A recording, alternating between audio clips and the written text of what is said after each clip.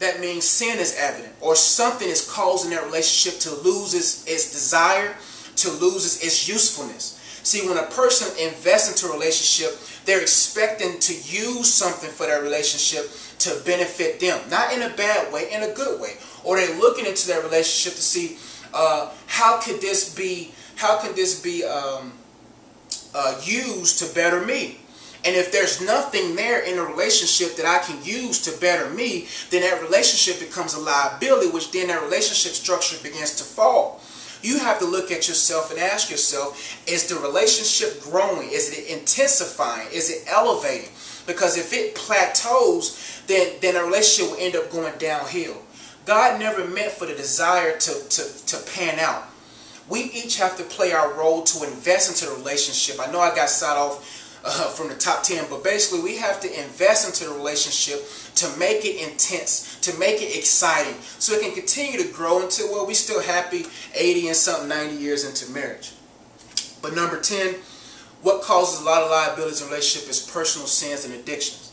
These two things get in the way of the progressiveness or the progressive nature that God had put in relationships. Relationships were meant to progress. Sin holds the reins or rails pulling the relationship back because I'm gravitating to my personal sins of my single life, and those single life sins are not in my married life. And those sins of lust that are built upon lust and pride are affecting my relationship. Ask yourself, what are those personal sins that's in your relationship?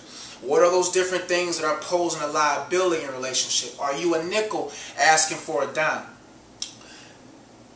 The bottom of this video, thank you for watching my video by the way, but the bottom of this video is a note, and it's an exercise that I want you to do. I list all 10 of these things, and I really want you to circle on a scale of 1 to 10 where you lie. Are you in your relationship with God? Are you a 4 or a 5? Are you a 7 or an 8? And be honest with yourself. And really look at your life and say, am I really true to God?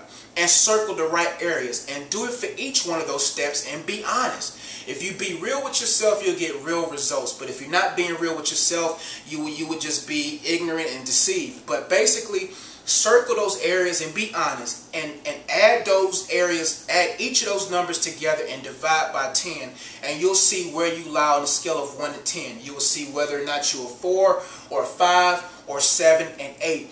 And when you look at those different things, think to yourself and ask yourself, how can I build this area? If I'm bad in my finances, should I read books on how to be a good steward over my money? If I'm a 5 or a 6, let's try to, in my relationship with God, let's try to get that to an 8 or 9 so I won't be a liability in my relationship. Thank you for watching my video. If you enjoyed this video, post this video on everybody's profile, because I believe these nuggets will help people. If you really want to help me, push these videos into everybody's hands that you feel like it. I greatly appreciate the support. Thank you again for watching my videos.